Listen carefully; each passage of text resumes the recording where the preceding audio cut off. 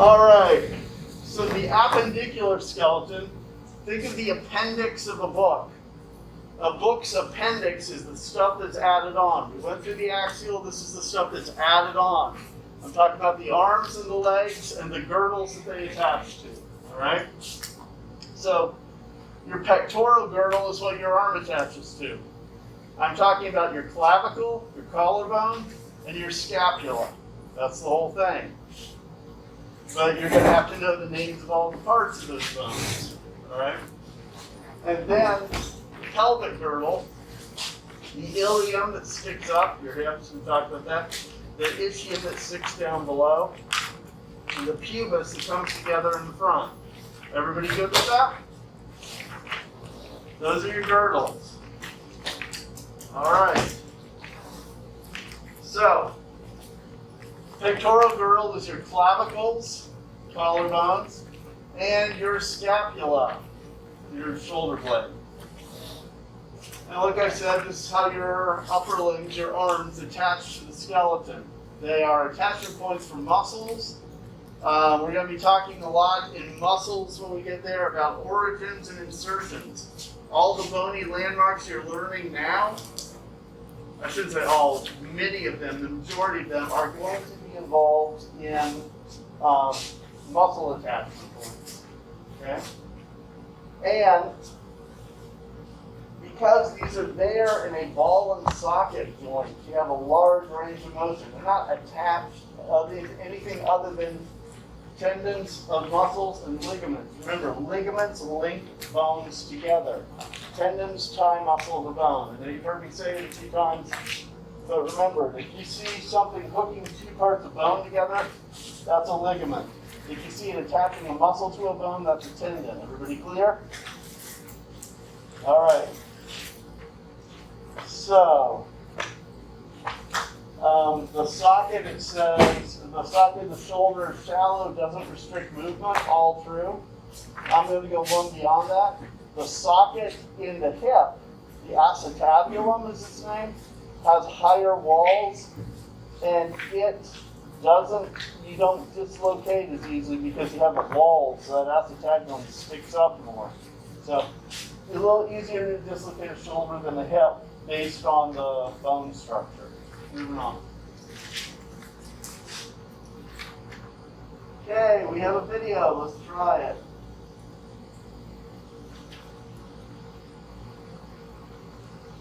The pectoral girdle refers to the bony arch formed by the clavicle and the scapula.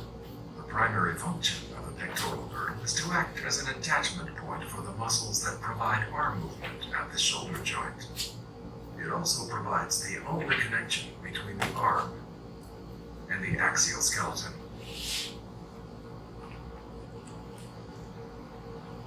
Okay, not the most scintillating video, but videos are working. I'm happy about that. Let's move on. Okay, let's start talking about names for parts. Obviously, the shoulder blade is the scapula. The collarbone is the clavicle. We've been through that already. The acromioclavicular joint. Huh?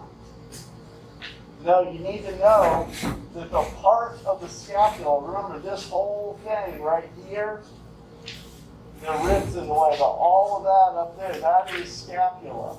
Okay? This part of the scapula is the acromion process. So the joint between the acromion process of the scapula and the clavicle is the acromioclavicular joint. No way. All right. Just like, although it's not on the slide yet, this scooped out area that is the shallow socket that the head of the humerus goes into, that is the glenoid fossa. Okay? It's another part of the scapula you're going to need to know. All right, so clavicles are called collarbones. The S-shaped end in the middle is the sternal, the medial end, and the acromial end touches the acromion process in the scapula. You've already heard the anchor muscles there, they're braces for the scapula and the arms, that's solid. All right. There it is. This end is wider and flatter, and this is the one that's in the middle at your sternum, your breastbone. This end is much more curved on the end. That's the acromial end. That is the curved acromial process on the scapula. Everybody good? Now, since this is medial in the middle, this is lateral, away from the body, you can tell that's looking from above at the right one. If possible, I would like you guys to be able to identify right and left on tests. All right. So we have parts that you need to learn. Obviously, we have the sternal end, the acromial end, we talked about that. The trapezoid line, pretend to be shocked. What muscle do you think attaches there? Trapezius? Makes sense? Coronoid tubercle, all right?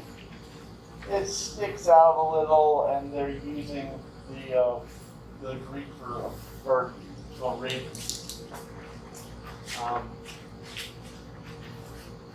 All right, so scapular shoulder blades, they're thin. They haven't talked yet about the fact that there's a spine in the scapula. Now we're going to talk about it. They're flat bones. They're on the back, on the dorsal surface. 3 borders. The medial border, you probably guessed, is to the middle of the back. The lateral is away from the middle, towards the side. And the superior would be the short one. There's a long triangle short across the top. That's the superior border. The lateral end ends in the glenoid cavity. Remember glenoid fossa? That's where the head of the humerus turns, rotates. All right? If you're trying to fill these things out as you're going, we are...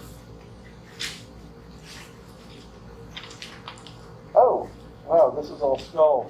I am going to have to print another one for you guys then whenever we take a break. Sorry about that.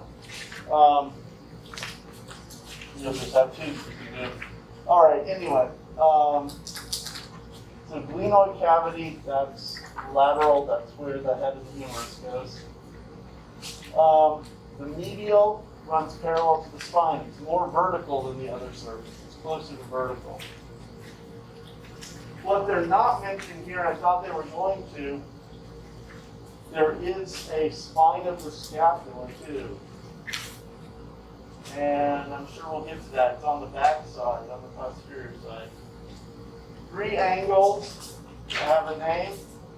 The superior angle is between the superior surface and the medial surface. The lateral angle is between the superior and the lateral. And the inferior will be the one down at the bottom. The inferior meaning down low, between the medial and the lateral.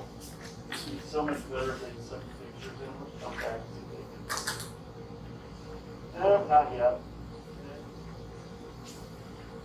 Jumping ahead. Yeah, here are pictures. Okay. Alright. And the spine is a big ridge on the back of the scapula. The spine of the scapula is a ridge on the back. I'm going to get the skeleton. Since we don't have pictures there, I'll put the skeleton up. That'll make it easier.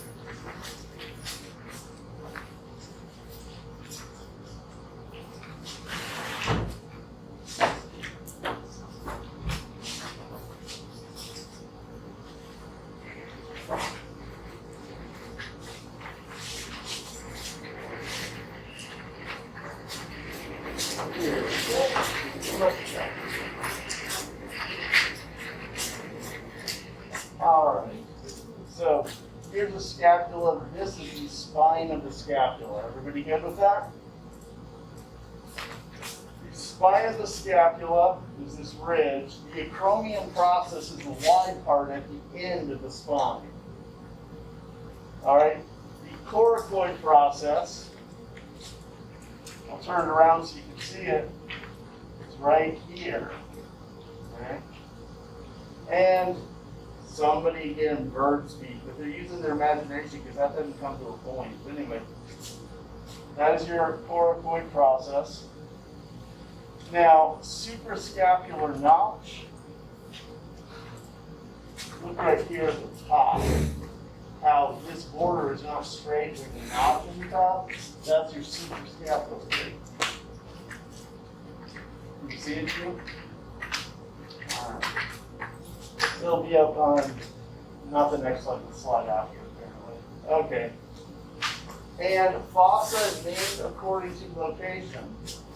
So supraspinous, infraspinous, subscapularis. Good. And there are muscles named for those things. Where are they attached? So when you get the muscles, you're going to hear all this again. It's good to memorize it now. All right. So supra on top, scapular, we're at the top of the scapula, and we got a notch. Suprascapular notch. Superior border, superior angle, inferior angle, lateral border, subscapular, so this is facing the ribs.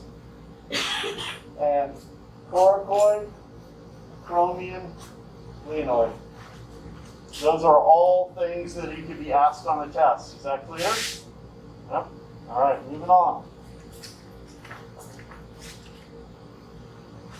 Now, looking at it from the back, here we have the spine, we have the acromion, coracoid process, notch, subscapular notch, superior angle, inferior angle, even though it's not labeled here, lateral border, medial border, infraspinous fossa, below the spine, supraspinous fossa, and you already know, on the backside between the scapula and the ribs, the subscapularis. Indeed, it's below the scapula.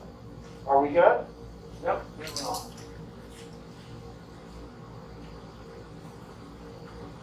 So there's a picture from on end. You guys, would this be better if you had the box and you could hold the scapula in your hand as we talk? Yes, no? Either way, okay, then we're going to continue because we're already recording. So we'll continue, and then when we go on break, we'll get the boxes out. So, all right. So supraspinous is above the spine. Infraspinous is below. Subscapularis is there. Glenoid cavity, that's where the head of the humerus is going to articulate. Coracoid process, sticking out to the side, bird's beak. Acromion process, massive, wide into the spine. Inferior angle. Everybody good with these? We've said them like 3-4 times. Move on. Okay, the upper limb. Talking the arm. Okay? Basically, the way it works is one big bone. You're going to see this all across nature. Most tetrapods, one big bone, 2 smaller bones. Now, there are exceptions, but one big, 2 small, cluster of little bones. That's your carpal bones.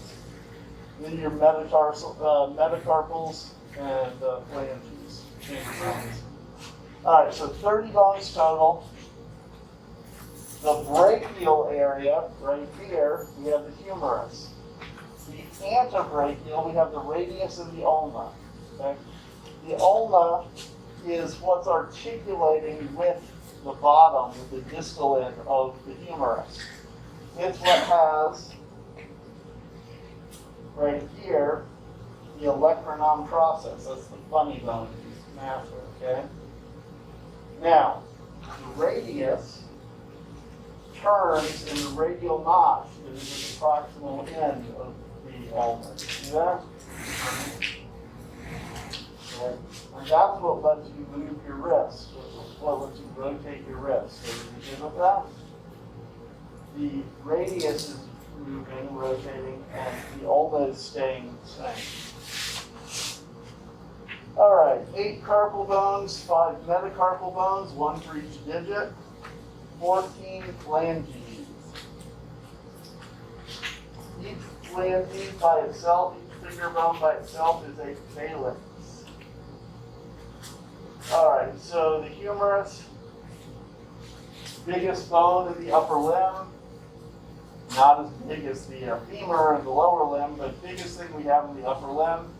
Articulates the glenoid cavity of the scapula. We already said that. We said that multiple times. Articulates inferiorly, meaning on the distal end with the radius and the ulna. Everybody good? Okay.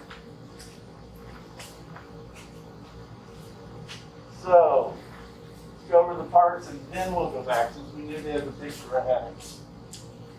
The smooth part is the head. The smooth part on the proximal here, big round bulge, that's the head. The narrow groove at the bottom of the head is the neck. Shouldn't be surprising. Now we have a greater tubercle, that's the big bump, and then lower down we have the lesser tubercle. So greater tubercle, lesser tubercle. Everybody good? Yep. All right. Here we have the deltoid tuberosity. I bet you can probably guess what muscle attaches there. All right. Here we have a radial groove. All right. This end here, we have condyles. So a condyle is an articular area, and this bone they call the trochlea. But remember, epi is above or away from. If this is a condyle, this trochlea is, then we have here the epicondyle. This one would be the medial, and this would be the lateral. How do you tell medial from lateral if I put a humerus in front of you and I don't show you the proximal end? You look for the notch there that the olecranon goes into. It's the olecranon fossa. It's a hole. Does that make sense? If there's no hole, it's really shallow, then right here we have a coronoid fossa. It's shallow compared to this deep notch that the olecranon would turn in as we're moving our elbow. Everybody good with those features? Yep. All right, now let's back up and go through what they have on the text here. So the head is on the proximal end, sits in the glenoid fossa. The anatomical neck is a slight constriction. We're going to use the same term, head and neck, on the legs when we get there. But the head and the femur and the neck are much more obvious. There's a lot of narrowing. Here, head and neck, that's a very small amount of narrowing. You kind of have to use your imagination. You with me? All right. The greater tubercle is separated from the lesser tubercle by a sulcus or groove. So we have a greater tubercle, we have a lesser tubercle. There's the sulcus, the groove. See it? Do we see this? All right. So it's the intertubicular sulcus. The name tells you exactly what it is. It's a sulcus, a groove, and it's between the two tubercles. I like names like that in anatomy. They have enough hard names. So these are places where muscles in the rotator cuff attach. The surgical neck, right here, that's the most common place when we fracture a humerus. All right, moving on.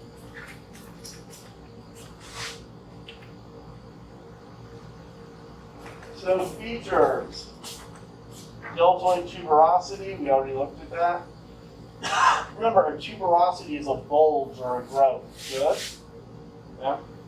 So if you're running your hand down, also, oh, there's a little bulge thing going on. That's what we're talking about. All right, the trochlea is at the distal end.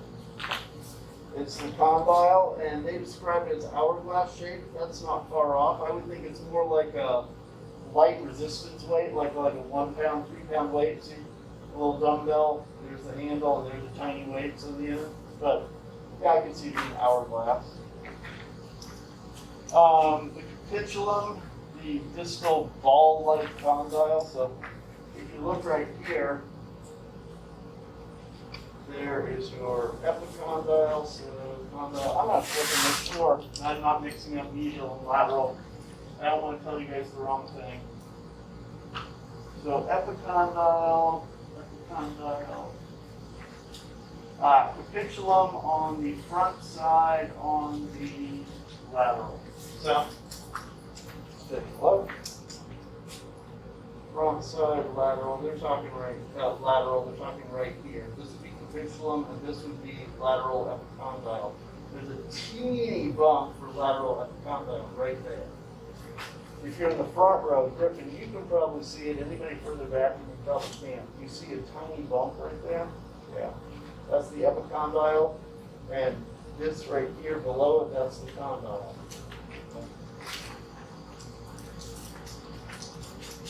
All right, so epi means above, so the epicondyle. Medial and lateral supracondyle ridges. So the ridges are grooved. You can feel this one actually. One. That would sound weird. Are you wanting to just feel the grooves right there? Or not grooves, the ribs? Feel it? Yeah. Like there's a line there. It may not show real pretty, but there's a line. You see what I mean? Yeah, that's what they're talking about. So they're above the condyle, and those are ridges that stick up. And I already showed you the olecranon fossa. The radial would be where the radius rubs on it. It's hard to see because the radius is in the way, but your humerus, because the radius, you have this disc shape right here and the bulge on top. It's almost like a mini ball and socket, but what's happening is not that the humerus is moving in the radius, is that the radius is rotating against the bottom, the distal end of the humerus. Does that make sense? Pretty good? Rotating against like opposite direction or? No, like, see that? Okay. There's a gap right here. This would be filled with articular cartilage. There would be a joint capsule around it. You would actually have cartilage touching cartilage all length of it. Okay. So the big one right here, of course, would be in the circle of the olecranon having a radial fossa there as well. They have the same name, even though they're different bones, because they articulate with the same bone. They articulate with the radius. All right. So we've got that. We've done that. And right here, below the lateral, that's where I was just talking about the head of the radius. That's a lip right there. There's a dish at the top of it. So the capitulum is rubbing against it. All right, we got that. You know that the olecranon notch and the spot that articulates with the olecranon is on the back. You know that on the front we have a coronoid process in the same area, but this is the other thing you tell them. One big hole there, that's the back. Two little ones, that's the front. Everybody good? All right. So now let's talk about the radius and the ulna.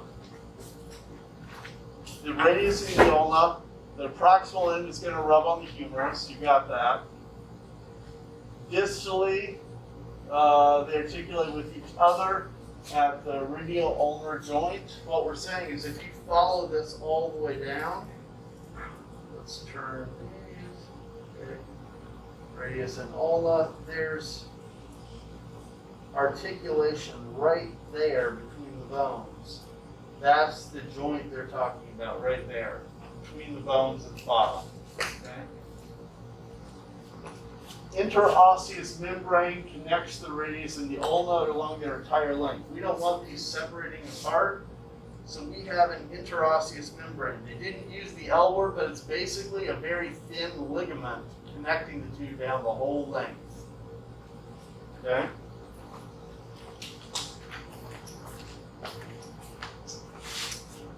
Now, and the name means between the bones, interossea. All right, so the ulna is in the middle, and the radius is further to the side. The radius is more lateral. So, let's see, we have the olecranon, the funny bone, the part that sticks out. We talked about that right here. All right, and the coronoid process that's on the front, it says grip the trochlea of the humerus. What they're saying is the humerus comes down. You remember that hourglass shaped or dumbbell shaped piece right there?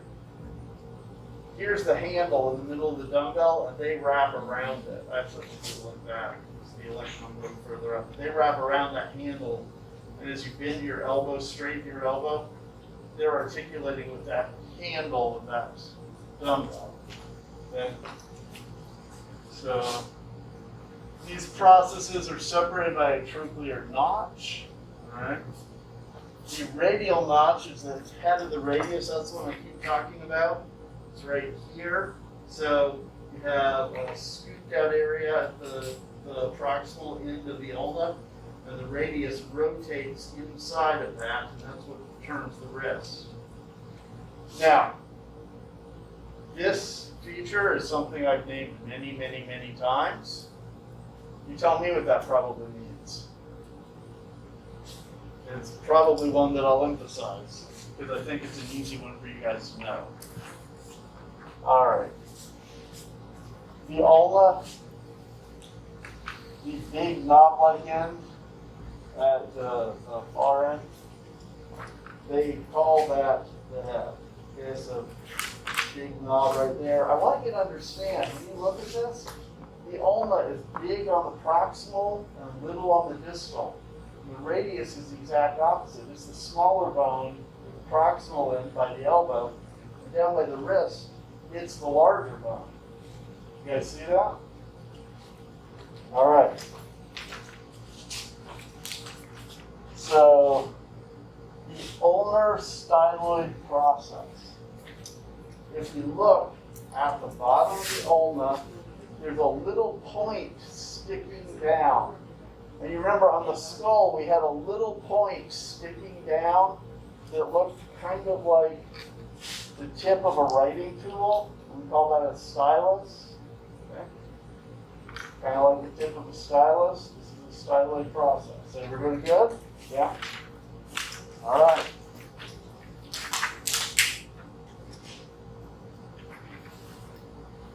Now, of the two bones in the endobrachium, the lateral one is the radius. We already talked about that. The head is round. It articulates with the capitulum on the humerus. Remember, that's the distal end of the humerus, the rounded area.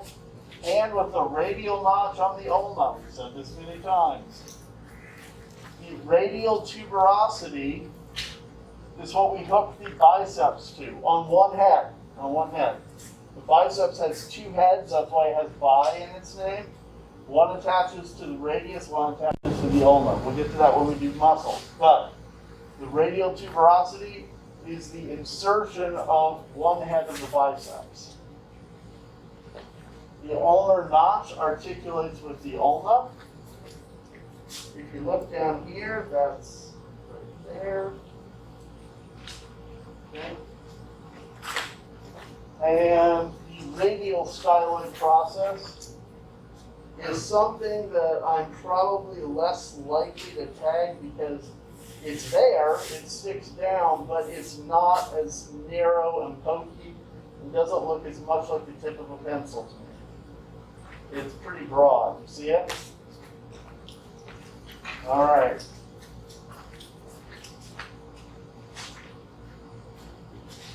So here are the parts. Let's go over them again. You've already heard them before. The olecranon is the top. That's where your funny bone is. Okay. The coronoid process sticks forward.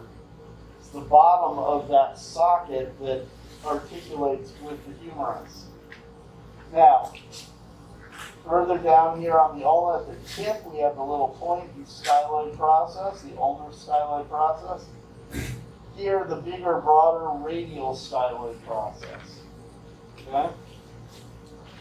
If you look at this radius with the head, there is a notch right there that it articulates with. Okay? That articulation spot, proximal radial ulnar joint. You have a distal one where the big bone, remember at the bottom, down here distally, that's the radius, has a little surface that goes around the ulnar. The ulnar is still not moving, but it's moving around the ulnar. Are we good? Not one nod. Are y'all with me? Okay. All right. Interosseous membrane. Ulnar notch, radial notch. You've got that. Styloid processes. Below the expanded head, we have a narrow area we call a neck. Everyone good so far? Yeah?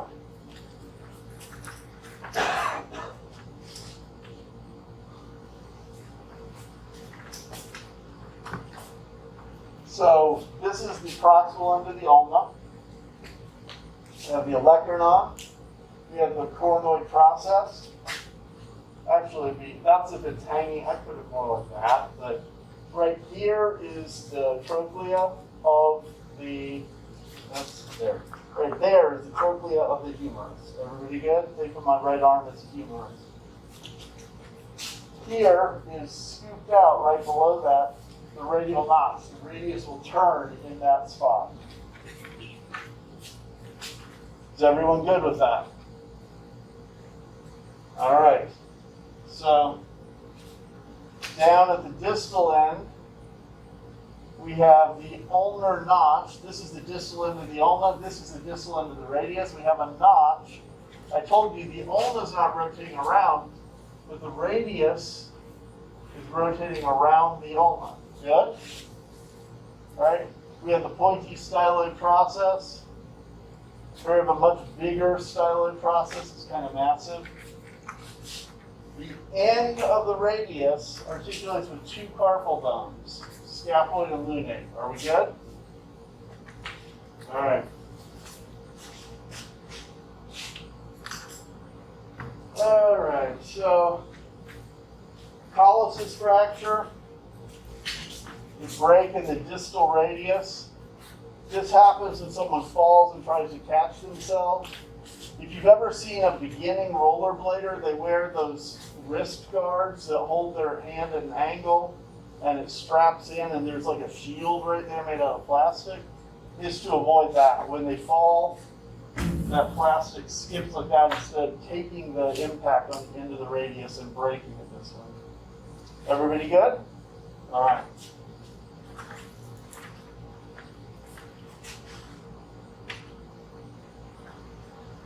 All right, the wrist bones are called carpal bones, all right?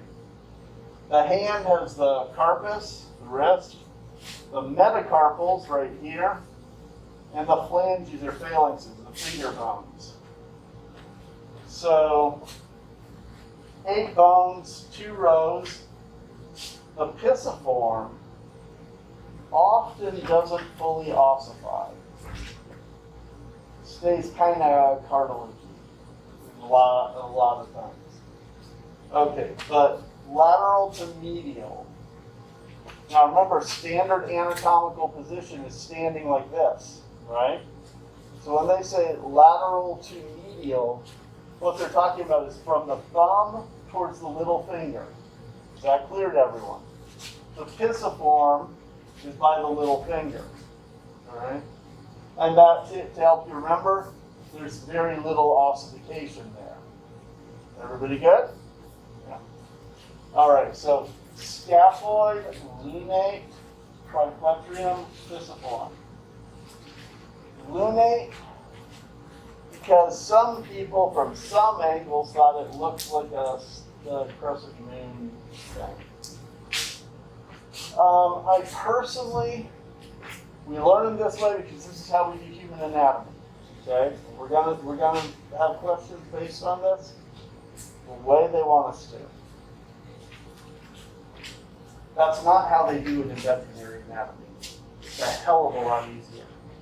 Because veterinarians have to work on lots of different species, and they may not all have the same bones. This is how they name it, just for the sake of understanding. This is how they name it in veterinary medicine. The bone below the radius is the radiale.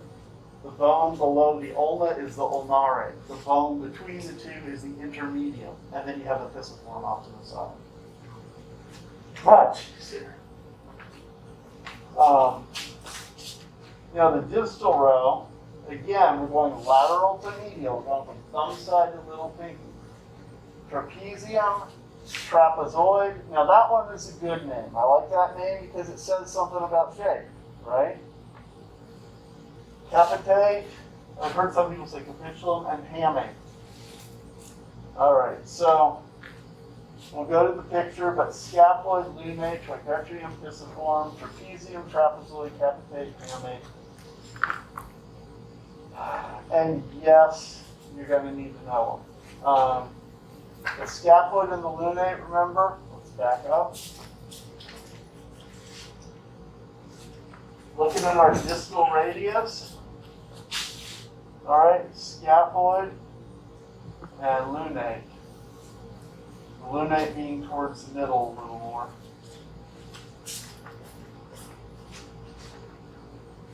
So, scaphoid, lunate, triquetrium are part of the joint. They actually articulate. The others are not.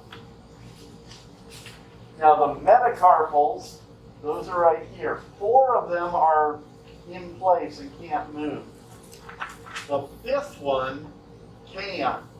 This is not actually part of your thumb. This is a metacarpal that's moving. Most fingers have 3 phalanxes. 1, 2, 3. I should say most digits. 1, 2, 3. 1, 2, 3. 1, 2, 3. So 3 phalanxes per digit until you get to the thumb. Then we only have 1, 2. The shorter one only has 2 phalanxes. Is that clear? This is a metacarpal that can move. And the muscles that move it have names that tell you they're moving it. For instance, the muscle that moves the thumb like that, this, by the way, there's a special name for the thumb. It's a special thing, you can do all kinds of things because it's articulate, because it can opposable. This is the pollex.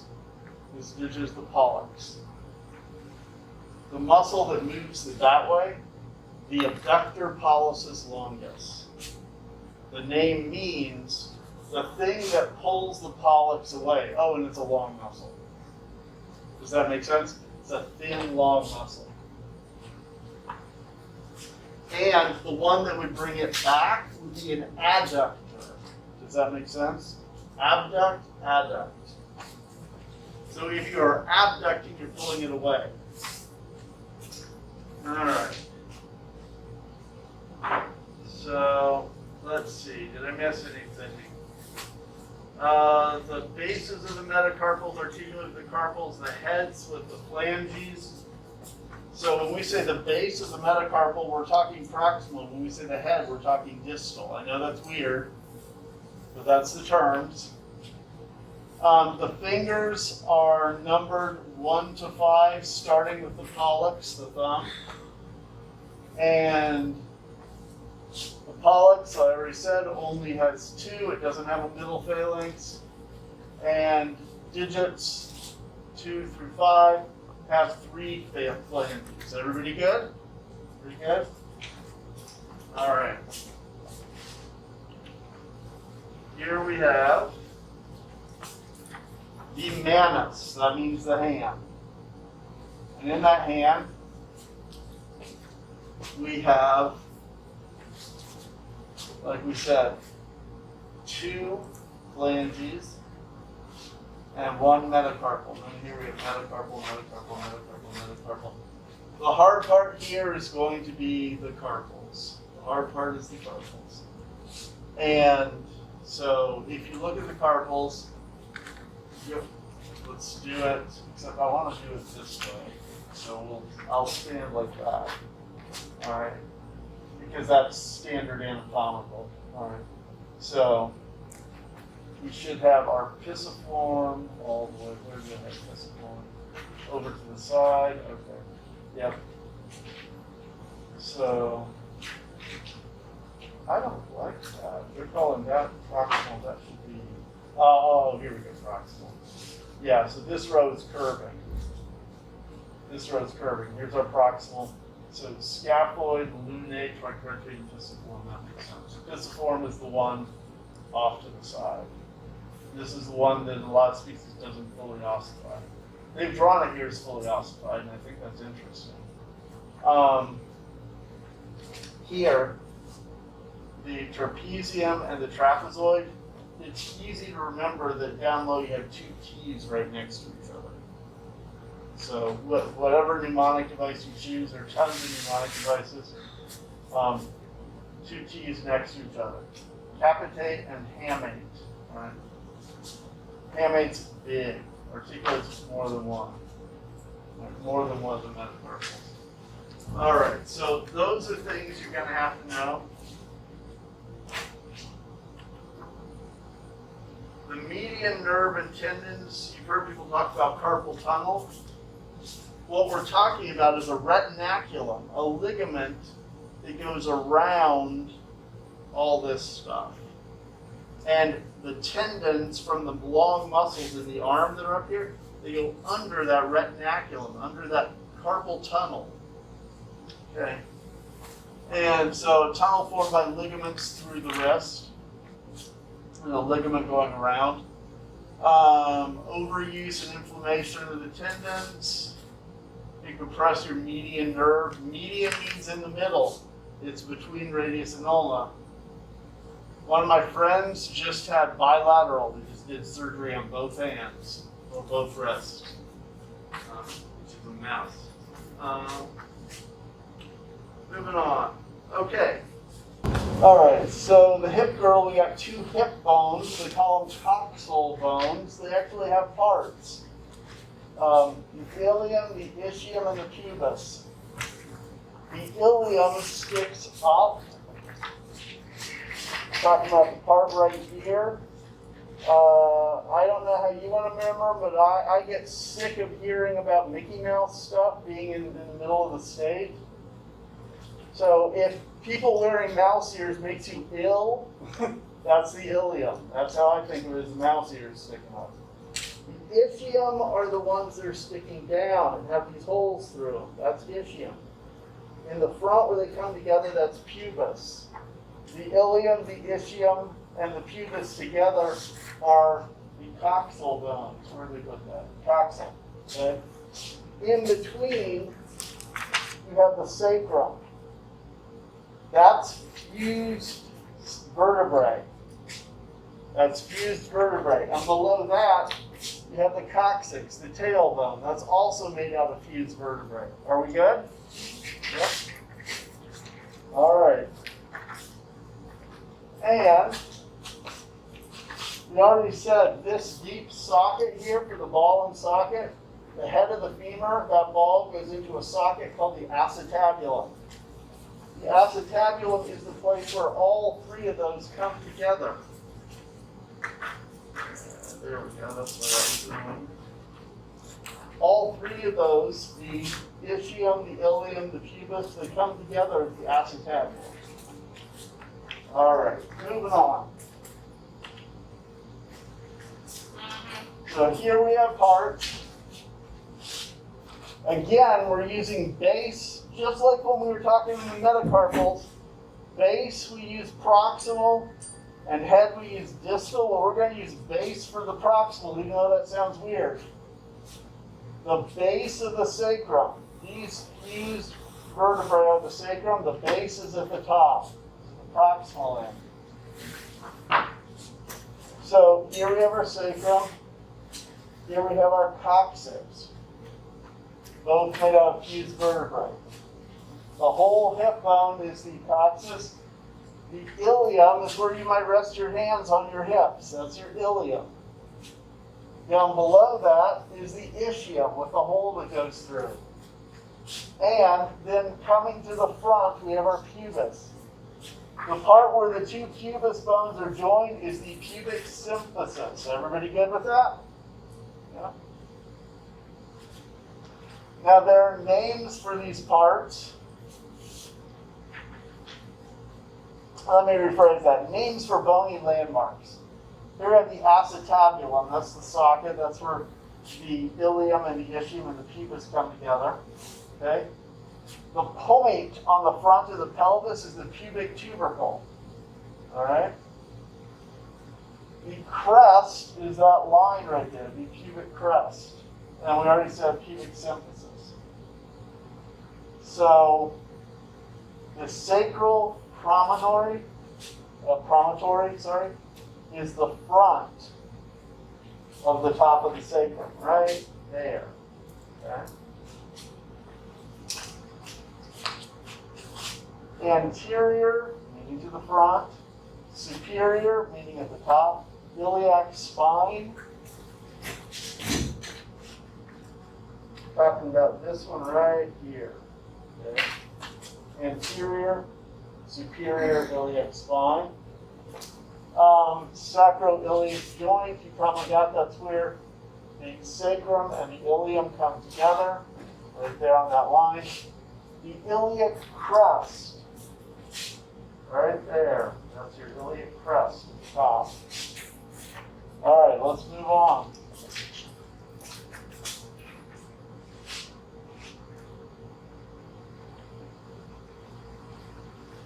So, coxal bone has three parts. The ilium is the top, superior.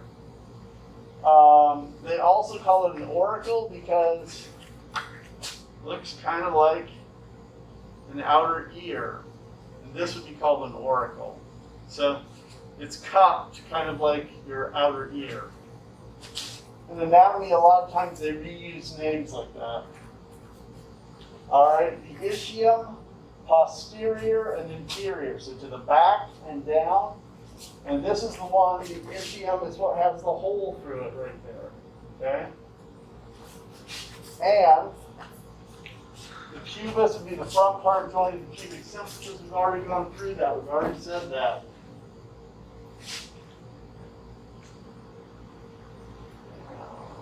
There we go. All right, so the ilium is the upper part of this coxal bone. Has a body and a wing-like area, the ala. I'm not going to tag ala. I can tell you that right now. The iliac crest, I might, the thickened superior margin. This thick area right here, you can feel this is thin and then it gets thick right there. That's what you're talking about. The greater sciatic notch. Okay. Right here. You've heard people talk about your sciatic nerve, greater sciatic notch. Let's see if they have a good picture. Yeah, it's not a good picture. Come on. There we go. So the greater sciatic notch, because your sciatic nerve is such a big deal, that's one that I'm going to deal with. That expected, I want you to know that. How I'm going to word it, I haven't decided, but there'll be a question on the sciatic notch. Not that you care, but if you dissect a horse, that nerve is wider than your thumb. It's massive. It's a huge nerve.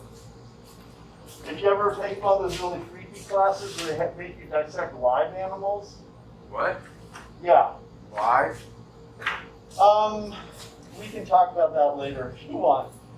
There's a class they used to make biologists take called systems physiology. Some places still do. And when we had to do frogs and put a stimulate the nerve and make the leg kick and then hook it up to a strain gauge and all that, the sciatic nerve is the nerve we worked on because it's so big and so easy to find. So, but the thing is, a lot of ethics committees don't like that type of thing. They're much happier if you work on like a squid instead of a vertebrate, you know. And they have big nerves, so. Anyway, all right, so sciatic notch. Definitely something you want to know is the notch. Okay. And if you look right here, gluteal surface, that'd be the backside. Right? Iliac fossa, right? Fossa means space. So it's going to be the space where the ilium is. I'm going to go back and look at the picture, make sure, but I'm guessing it's right here in the middle of the ilium.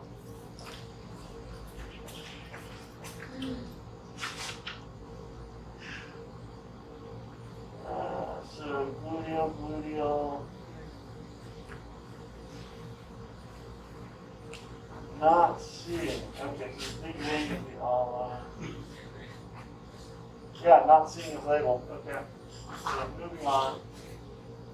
Auricular surface, that's what articulates with the sacrum. So that's the medial side of the back. That's going to be right here. So think of that again as being looking here, an auricle. And arcuate line, yeah, I'm not going to do arcuate line either. All right, so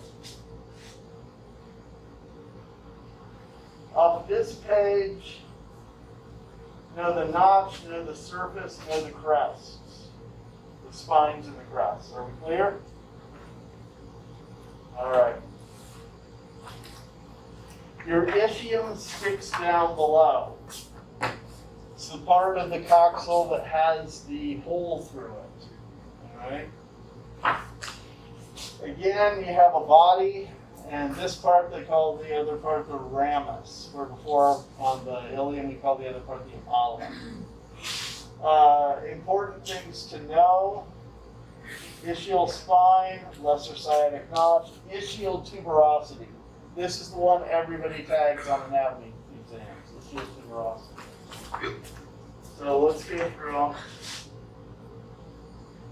All right, looking right here, lesser sciatic notch is below the greater. You see the greater sciatic notch, which is part of the ilium. The lesser is down there. Okay. And the tuberosity is the wide area down at the bottom. The ramus is shoved forward. So this here would be the tuberosity, and the ramus is the part that comes forward, okay, the thin part. When we turn it. Okay. So this is the greater sciatic, down here's the lesser sciatic.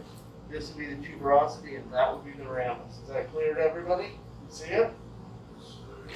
All right.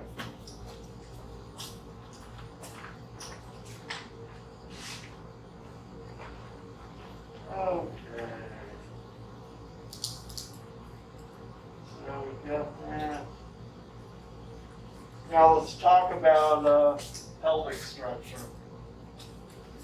The pelvis is formed by your coxal bones, your sacrum, and your coccyx, your tailbone.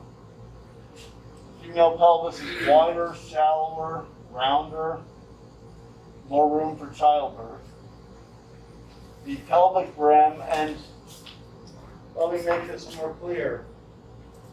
If this is narrower than 90 degrees, as it is here, we would probably think male. If that area where the two pubes come together is wider, we would probably think that's a female skeleton. We'd also look at the zygomatic arch on the skull. But right here, we tend to have wider, more space if it's a female, especially in childbearing age. All right. So the pelvic brim is the oval ridge from crest, arcuate line, sacral promontory, sorry. So around. That's going to be your ground. Let's go ahead. All right.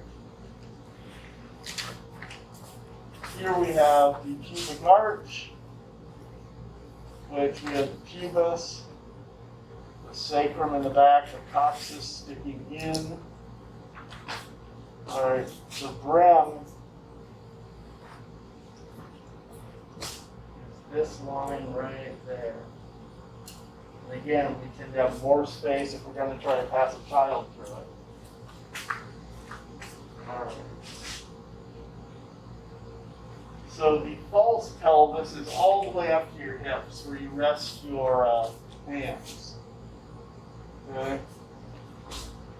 Superior to the pelvic rim, all this stuff. The true pelvis is what's down there at this level. So true pelvis, and this would be false pelvis up here. Everybody good? Clear? All right. Moving on. Here we have a comparison of male and female. You can see what we were saying about wider in the female. Okay? So the female, we tend to have it tilted forward. The true pelvis defines the birth canal. We're talking right here. The bones are lighter, thinner, smoother, further apart, and this right here, pubic arch and subpubic angle. The subpubic angle, see how that's greater than 90 degrees? Female. See how this is much narrower than 90 degrees? Male. So, this is kind of a messed up skeleton. This zygomatic is not that big. But see how narrow that is? That looks like a male pelvis to me. See it? I mean, that's narrow. All right, moving on.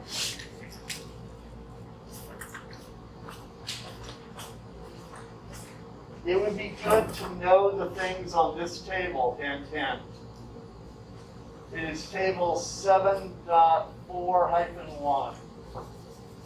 Let's just say know all of 7.4. 7.4 is good.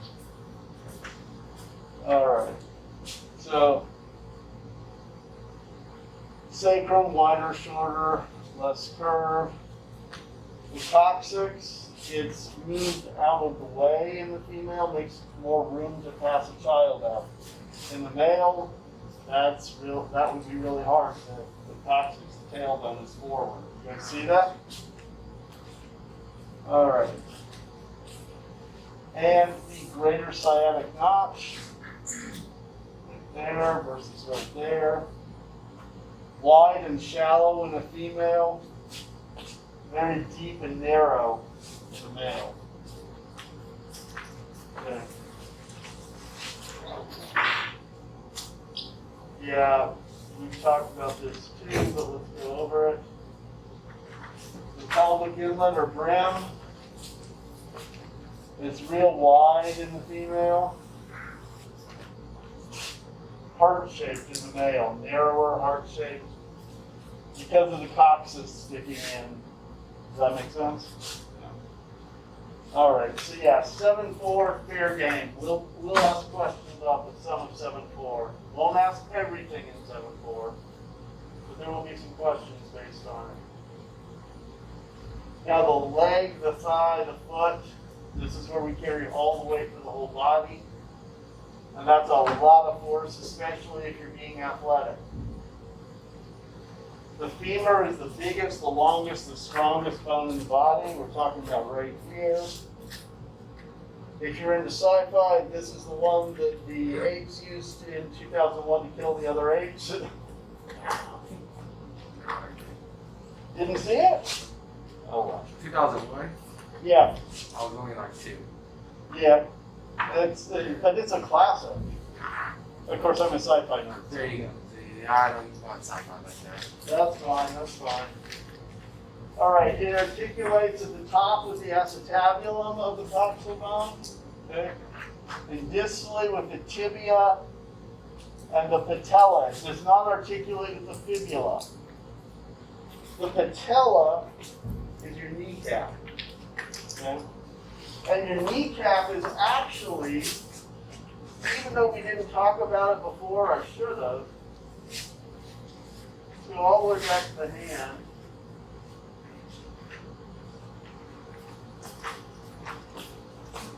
See these little tiny balls, sesamoid bones?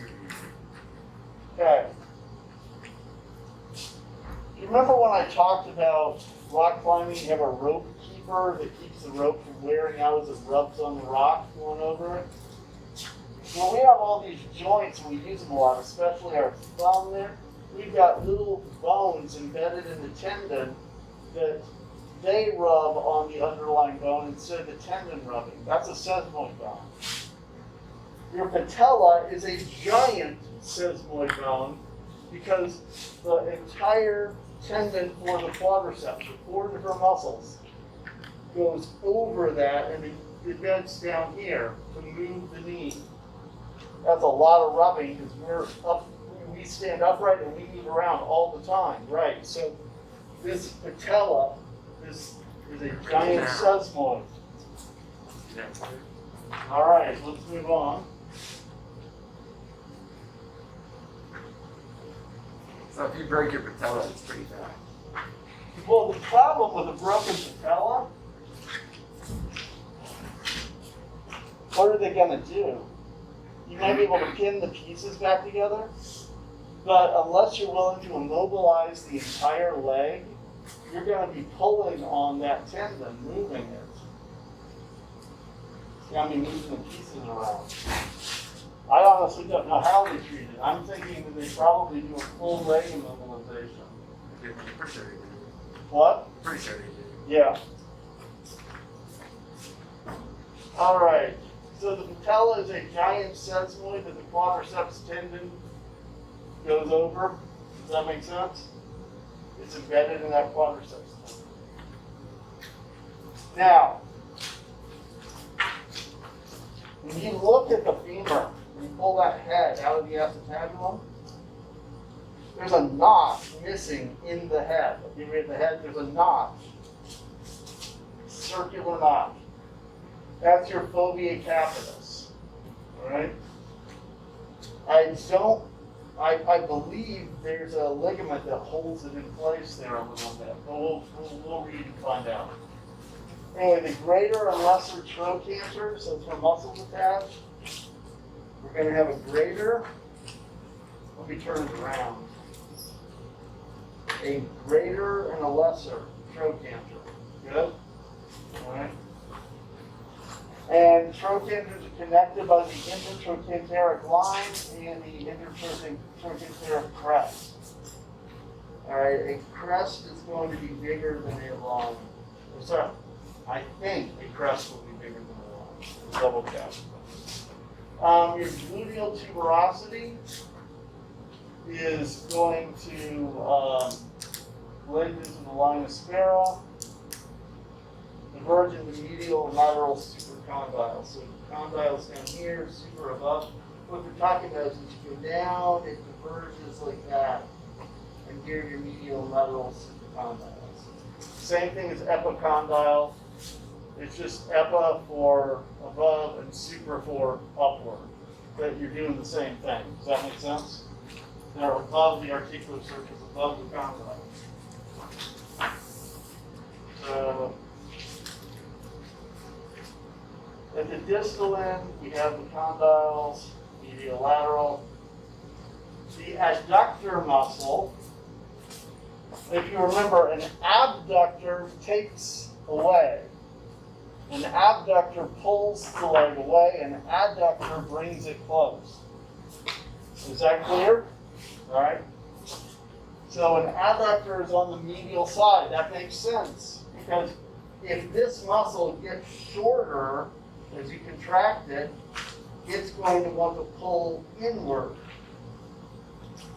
So that's how you remember that.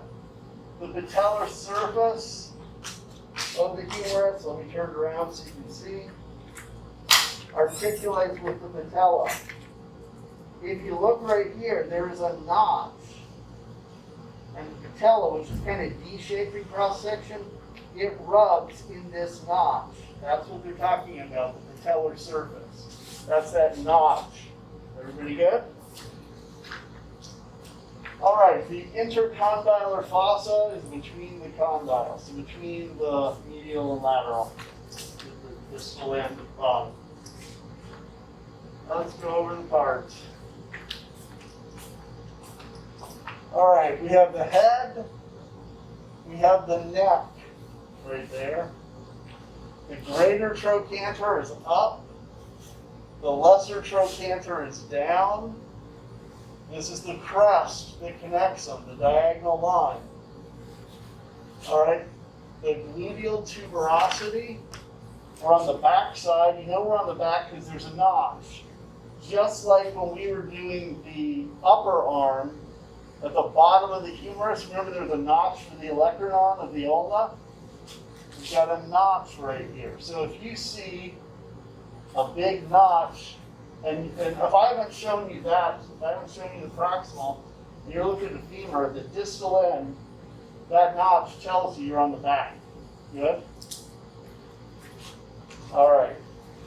Also, if you look at this distal end from the back, well, it doesn't matter back or front, the medial epicondyle is bigger than the lateral.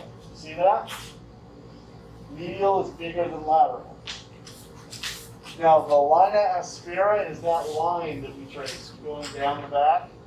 And you can see that it diverges into medial and lateral supracondylar lines. So we've got our condyle, and these lines are above that. We have one on this side, one on that side. Everybody good? Yep. All right, when you look at the patella, here's that notch, the patellar surface. The D-shaped patella is kind of flat here, and it's bent like that to go into the notch. That's where your patella goes. Okay? And again, medial is bigger, lateral is a little bit smaller. Here we have the back of the patella that I was doing this. They turned it like that so you can see. This is the back, and that facet there goes into that groove. Everybody clear? Yep. All right, so the front, it's more flat. And the back is more, I guess you could say triangular, but I really thought, anyway, we've got that. And the patella is a giant sesamoid. You've already heard that. All right, now, the tibia and the fibula. When we look at the lower leg, one of those bones is really, really big. One is very tiny in comparison. The tibia is much bigger. And the way I would remember that is the fibula. There are some people who say, I think they're wrong, but they say, oh, well, that's not a really major lie. That's just a little fib. Well, the fib is the little bone. The fibula is the little one. Good, so there's your mnemonic device. All right, so fibula, tibia. The tibia is what is articulating with the femur. Now, we have our tarsals down here. Those are your wrist, your ankle bones. The big one of those, the one that sticks out and back to form your heel, that's the calcaneus. All right.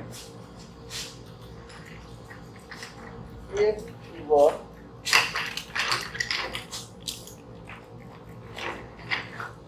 this is the calcaneus. There is a tendon that goes to the gastrocnemius that goes here. In common language, people call it the Achilles tendon.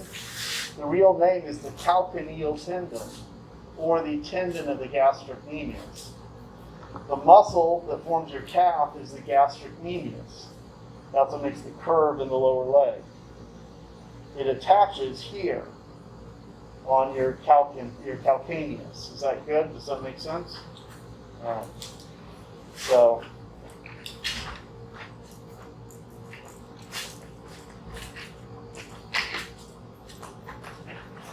all right. And the calcaneus, that's the biggest of the tarsal bones, that's the one that joins the heel. The metatarsals are like the metacarpals. The difference being that we don't have an opposable one that can be pulled away easily, right? Phalanges form the toes. It's the same thing where you have 3 phalanxes, 3 phalanges in 2 through 5, and the first digit only has 2. Same setup. Everybody good? Now I'm not. Y'all with me? Okay. So the lower leg, we've got 2 parallel bones, the tibia, the fibula. This will sound familiar. They're joined together by an interosseous membrane. The name means between the bones. All right. The tibia is the one on the medial side in the middle. It receives the weight. Why? It's big. It's massive. And the fibula is not even articulating with the femur, right? The fibula is not weight-bearing. It's not articulating with the femur. You've got muscles that attach to it. And it articulates at the bottom and at the top with the tibia. Everybody good with that? Yes? No? Right here, to be like the shape. Oh, it would be, yeah. Yeah. That makes perfect sense. That would be a very dangerous birth. Okay, so tibia and fibula. Let's go over some features. All right, medial and lateral condyles. Tibial tuberosity. Remember, condyles are things that stick up, eminences are things that stick up, tuberosities are things that stick up. A malleus should remind you of a mallet, rounded head, like a little hammer. And the fibular notch. Okay. So let's jump ahead to the pictures, and then we'll come back for the tibula. All right, here we have it. Our tibia, we have the articular surface there, articular surface there. Medial epicondyle, so medial condyle, so at the top, you have a medial and lateral condyle. The lateral is where you have, right below the lateral condyle is where your fibula is, the head of the fibula. Good? So that would be a valid question. I could ask, the head of the fibula, is it below the medial or the lateral epicondyle? Or you could say it's below a condyle, which one? Does that make sense? All right, interosseous membrane.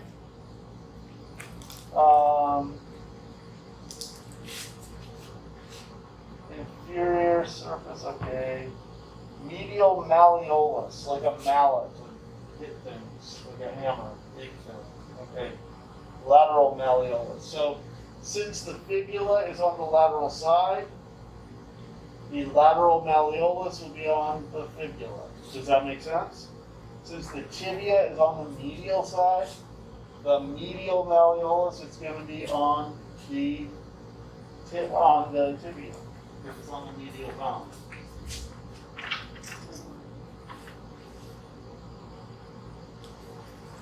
Okay, so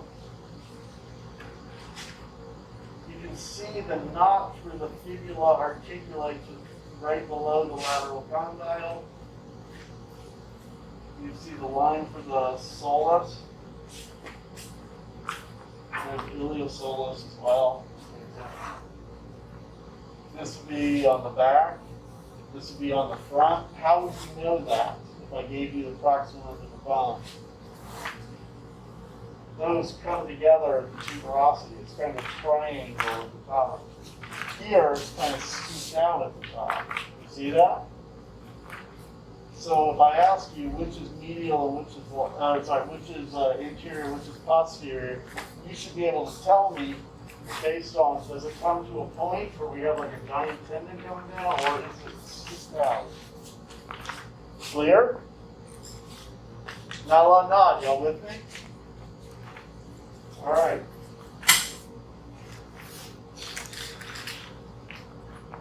Okay, a bimalleolar fracture happens in sports a lot.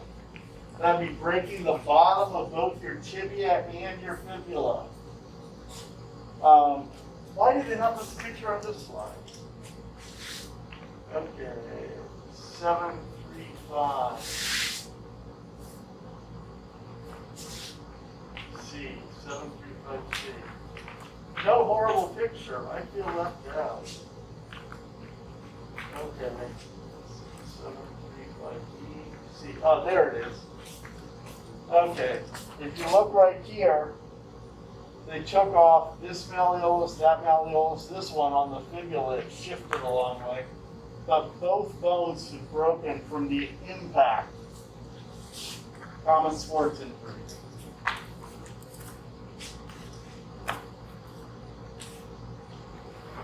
All right, so the foot, it's a lot like the hand. Remember the wrist, we had carpal bones. On the foot, we had tarsal bones. Okay? The back half of the foot is tarsal bones. The calcaneus and the talus are the ones that carry almost all the weight. The calcaneal tuberosity, the tuberosity is a big thing that sticks out like a potato, tuber, right? The calcaneal tuberosity is the part of the heel that touches the ground. Okay? The substentacular tali, the sustains of the talus, the shelf that holds it. That's the second part of the calcaneus. Other types of bones: cuboid, navicular, medial, intermediate, and lateral cuneiform bones. That is merciful and kind. That's a lot closer to the way they do veterinary anatomy. Yeah, I couldn't get a decent connection on the laptop, so I'm using the phone. It's you improvise. Yeah. Anyway, the medial, intermediate, lateral, that's a lot more like they do in veterinary. In veterinary, the distal row is C1, C2, C3, C4, C5. Well, sorry, for the carpus. Remember, I studied the carpus. So the distal row would be C1, C2, C3, C4, C5. Straightforward.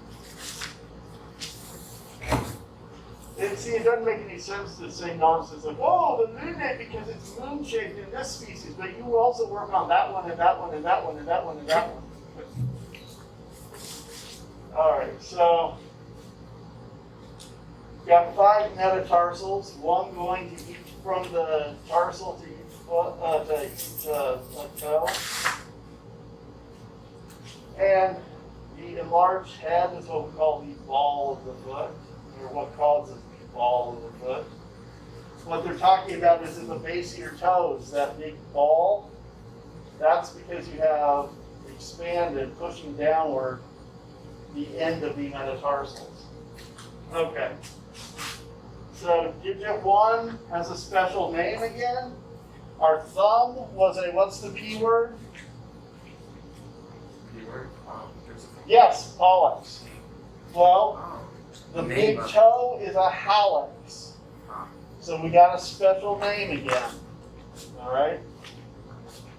And digits 1 through 5 have 2 through 5 have 3 bones, 3 phalanxes. We only have 2 in the big toe in the hallux, just like we only have 2 in the pollex. All right, there it is. And you can see the talus and the calcaneus all the way to the body comes down on those 2 bones on this side and those 2 bones on the other side. Good? All right, so, and some of these names are just so horrible. Cuboid, does that look cube-shaped to you? Doesn't look that way to me. Anyway, medial, lateral, and intermediate cuneiform. That's because they resemble a form of ancient Babylonian writing called cuneiform in the imagination of whoever got the name down. Horrible. Okay. But I will definitely be asking you talus and calcaneus because those are super important, super weight bearing. You've got to know those too. Probably these because the names are straightforward with medial, lateral, intermediate.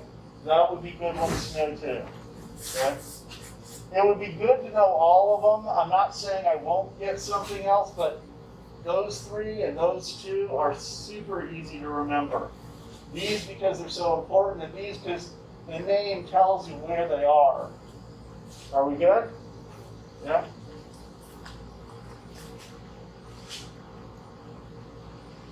All right. So from the side, you can see the giant calcaneus, and this calcaneal tuberosity, that's the part that actually touches the ground. Okay? So arch of the foot, it's real, it exists. That's where you touch the ground, in the back of your heel.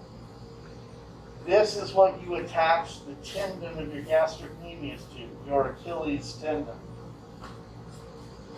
All right. You guys do know you know the Greek mythology thing about Achilles? Okay. Have you guys heard people call it the Achilles tendon before? All right. Achilles was a Greek warrior, and his mother wanted him, when he was a little baby, he's born, she knows he's going to grow up to be a warrior, she wants to protect him. And I don't remember if she did it or some priestess did it, but the mythology says she held the kid by the foot and dipped him into like a spring or a magic pool of water. And when they pulled him out, no arrow could touch him, except where he didn't go in the water, where they were holding him by the ankle, where that water didn't touch the skin. And so that's supposed to be a super vulnerable spot on that warrior, on the warrior Achilles. In the same way, very important tendons come there. If you screw up those tendons, you have big problems, because your gastrocnemius is what gives you the ability to bring your foot downward. Does that make sense? Like you pivot here, and then those muscles pull up. That's what lets you push your foot down, which is letting you push off when you're stepping. Huge problem.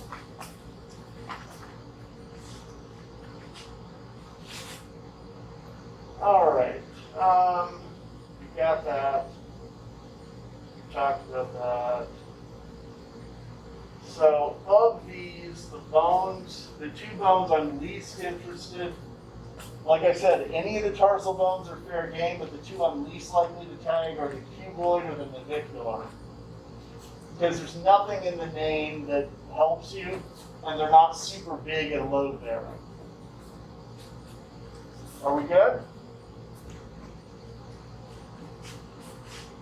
All right, let's see where we are. Arches of the foot, maintained by ligaments and tendons, let the foot bear weight.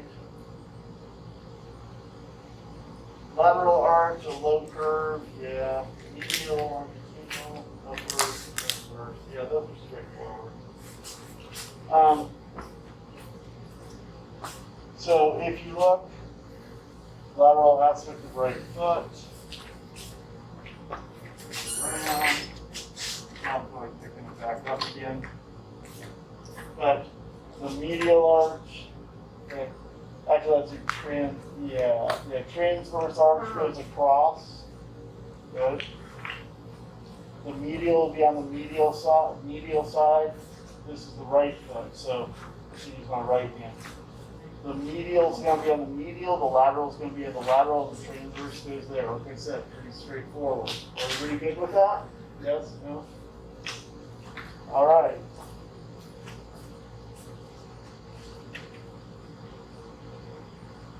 There we have the foot. Yay. We've got arches of the foot. That's straightforward. If you have a flat foot or fallen arch, it could be that you're born that way. It's congenital. The older you are, the heavier you are, the more high impact of sports you do, the greater the chance that you're going to flatten those bones out. You're going to stretch the ligaments that hold them into that arch. Does this make sense? Yeah?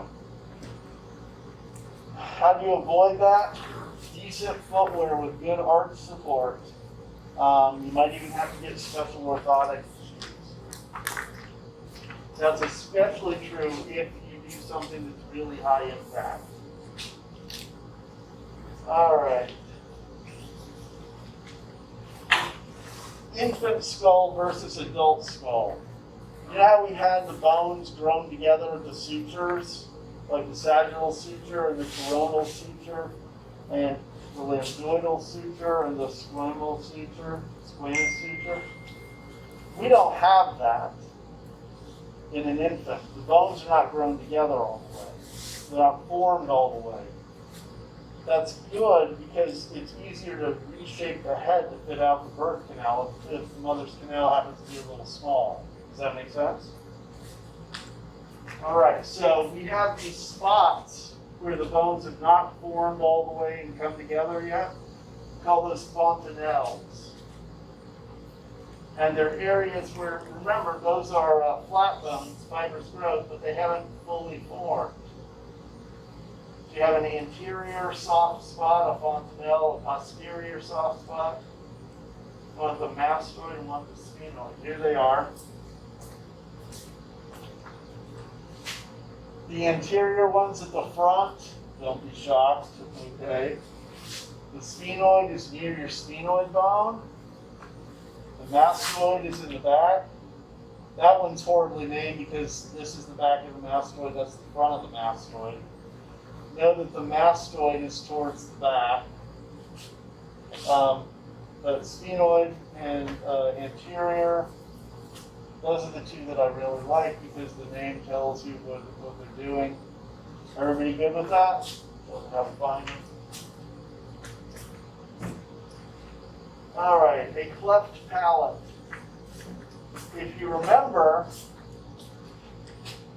right here, we have the palatine prominence of the maxillary bone, or maxilla holds our teeth. Okay. When you go further back, you're still like there's a little curve up. You're still on maxillary bone. If you go further back from there, you're on palatine bone. Everybody good with that? The roof of your mouth, the hard palate part, is maxillary bone in the front and palatine bone in the back. And then you have the soft palate, which is just flesh. Good? All right. So, if you have a cleft palate, those halves haven't grown together. The two maxilla may have not grown together, or the two palatine bones may not have grown together. All right? This could be a problem for a kid because normally that division separates what's happening in the nose from what's happening in the mouth. That's what your palate is for. If you have a hole going through, you can get food up into the nasal passage, or you can get air going down into the stomach. You really don't want food up in the nasal passage and then you inhale it into the lungs. That's bad. Do we all agree? Yeah. All right, so this interferes with sucking. This can get food pulled into the lungs, which can cause the little baby to have pneumonia. Sorry, it can cause pneumonia. I said little baby, I shouldn't have. I said that because we often do surgery on young children now in Western nations to repair it. All right, so cleft palate, cleft lip, they don't form properly. At birth, the cranium is huge. The top of the skull is huge compared to the face. By 9 months, this is about the same size as an adult, half the size of an adult skull. But the maxilla, the mandible, they're pushed back. They're much shorter. They'll grow out as we get older. If you look at an adult human and an infant human, you can see how the area for the brain, they're similar. I mean, this is going to be about half the size. These are not to scale. But in the adult, all the facial bones have grown further forward. Do you see that here? So as it says here, the mandible and maxilla are foreshortened. I mean, they're shorter than normal, but they will lengthen with age. They will grow forward. The arms and legs are going to grow even faster than the head and trunk, and that's what gives us adult proportions. That's why babies look the way they do. They're so cute. It's just, their legs and their arms are much shorter than their torso. Okay? And as they grow, the arms and legs will grow faster than the rest of the body until they get up to adult proportions. Oh, I should have just, okay. Yeah, I should have just used this one. I didn't realize it was there. But you can see that these bones grow faster than these bones, and so it pulls forward. Everybody good with that? Yep. So is the development of the sutures the same way as it is as the like ossification of cartilage, kind of? Yes, but if you go back and you look when we talked about this, it's not endochondral classification, ossification. This is membranous ossification. We went through a description of how flat bones are membranous, and so you ossify that. We sort of glossed over it and emphasized a lot of what you do with endochondral. If you look back at the endomembranous, it is exactly what we talked about before, because these are large flat bones. Yeah, I know they're curved, but they're flat bones with large flat surface that happens to have a curve. Flat bones tend to be formed through intermembranous ossification. But same idea. You put down a matrix, and you're going to then remodel it. So you'll still have osteocytes, osteoblasts, osteoclasts, that kind of thing going on. So yeah, similar.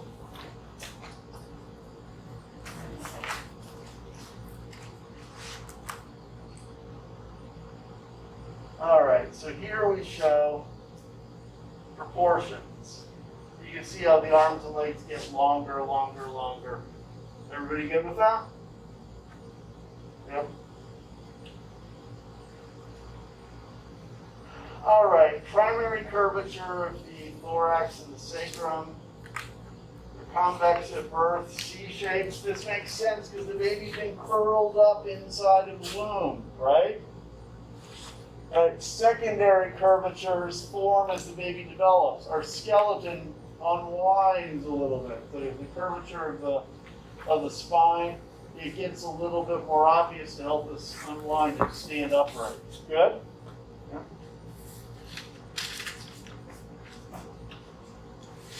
All right, there's a curled up child, a very, very small one. C-shaped spine of newborn infants. Everybody good with that?